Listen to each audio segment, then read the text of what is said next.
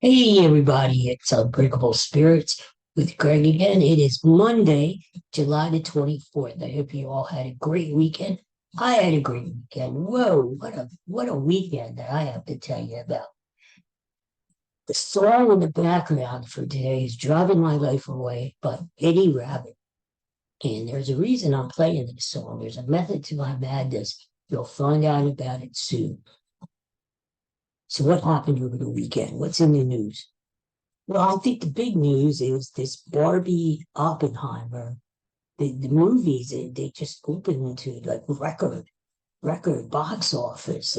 Barbie especially outdid Oppenheimer. And two great movies. Um, I haven't seen either yet, but I plan to see them pretty soon. And you know what they're calling them? Barbieheimer, Barbenheimer, something. Combining the two, they're matching up the two there, and it's incredible. Um, they've pushed Tom Cruise Mission Impossible 84 or whatever down in the third place in the standings. Um, so uh, Tom Cruise, we're going to talk about him some other day. What a career that guy's had, you know? He started off really hot with Risky Business and Rain Man, and then he started going a little wacky there, jumping up and down on Oprah's couch. Remember that? And everybody kind of like shied away from Tom Cruise. They didn't want anything to do with the guy. But now he's back on top of it again with Maverick, and now he's got Mission Impossible out again, and he can do no wrong. Except he can't beat Barbie. uh, so here's the deal.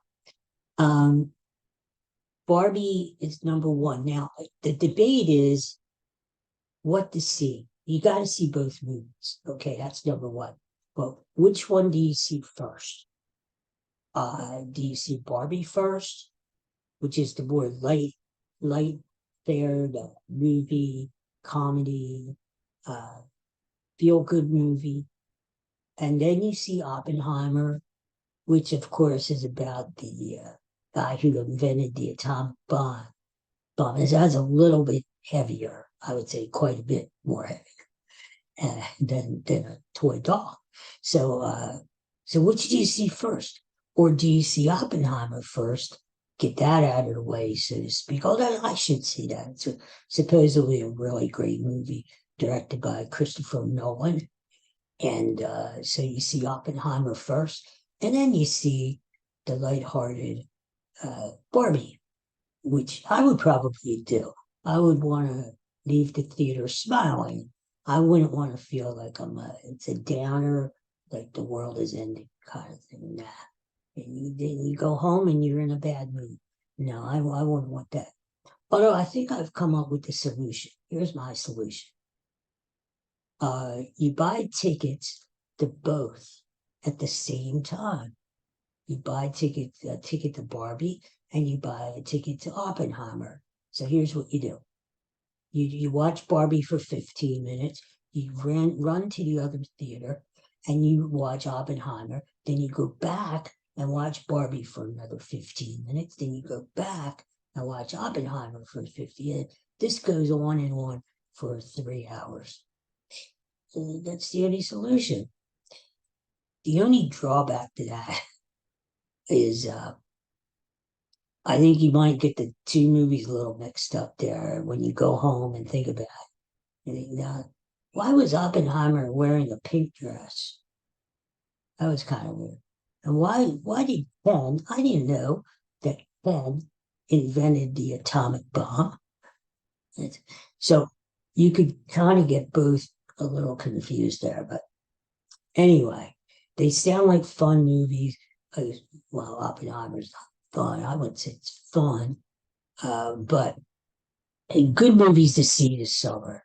And we need good movies to see this summer, you know. I was thinking about this Tom Cruise thing.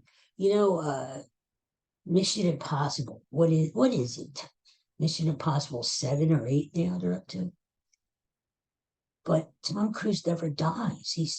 So how can the mission be impossible when he's going from picture to picture? I would call it mission probable, maybe.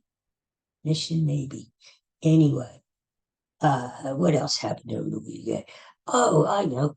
Our own Joel Embiid, the center of the Philadelphia 76ers, got married. He tied the knot. He's his longtime girlfriend, uh, and they've been going out, living together, shacking up, or whatever you want to call it, since 2018. And they tied the knot over the weekend. And good for them. Congratulations, Joel Embiid and his wife. And they look beautiful. I saw the picture. Embiid had a tux on, a white jacket, black bow tie. She looked gorgeous, lacy white wedding dress. And but this wedding, you said the details are just starting to leak out. It's almost like a royal wedding, for God's sakes. We don't know anything about it. We're starting to get details, though. We know now that it occurred in the Hamptons in New York. So talk about ritzy, huh? This was a big wedding, and we're starting to hear about who was there and who wasn't. And apparently, a lot of Joel Embiid's basketball friends were there, and but the one person who wasn't there was James Harden, who is the evil malcontent of the Sixers now. He doesn't want to be in Philadelphia anymore. Good. Don't let the door hit you on the way out of Philly, James Harden. Anyway, so he wasn't there, which is something to take note of, because James Harden is a party animal. I mean, this guy will go anywhere or do anything to party. I think maybe the reason why James Harden wasn't at Joel's wedding was because there were no strippers there. I'm pretty sure that's the reason why. Anyway, so that's going to keep our pop shows busy for at least a day or so.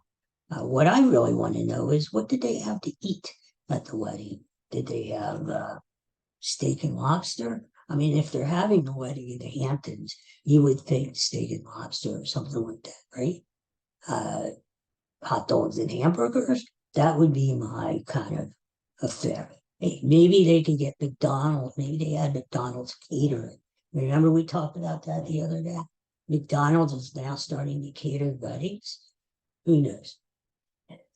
We know Joel Embiid likes his fast food, and they probably toasted the married couple with Shirley Temples. That's his favorite. Anyway, the main thing I want to talk about today is, did you hear about this problem that they're having down in Florida now? No, it has nothing to do with politics. This community outside of Fort Lauderdale, Florida, is being overrun with rabbits. You heard me right, rabbits. Wrascally Wrabbits. And the reason is because one of the residents there, I don't know if it's a senior community or not. Chances are it is. You're down in Florida. But anyway, one of the residents there had a pair of rabbits, and they released the rabbits. I guess they couldn't take care of them, so they just released the rabbits out in the wild. Well, you know what rabbits do. What rabbits do is they start multiplying and multiplying again and multiplying again.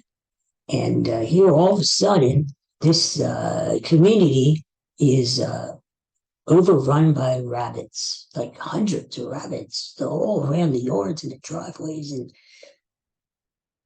anyway, so they're wondering, what do we do with the freaking rabbits here? Some people want to shoot them. I would never do that. Some people want to save them, and others want to, now get this, feed them to their snakes. Snakes, yeah, snakes.